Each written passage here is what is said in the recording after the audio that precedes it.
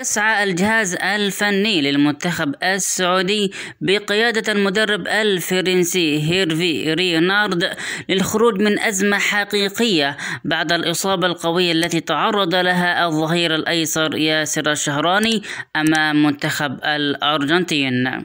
ويستعرض سبورت 24 خلال التقرير التالي البدائل المتاحة أمام هيرفي رينارد لتعويض غياب ياسر الشهراني. أولا، ناصر الدوسري.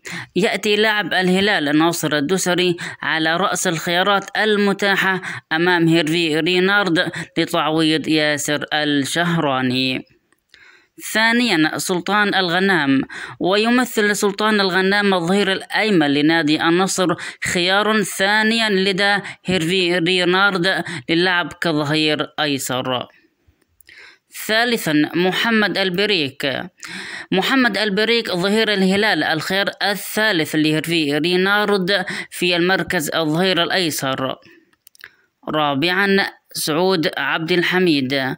يحظى أيضا سعود عبد الحميد بثقة هيرفي رينارد إذ يجيد النجم الشاب اللعب في أكثر من مركز من بينهم الظهير الأيسر.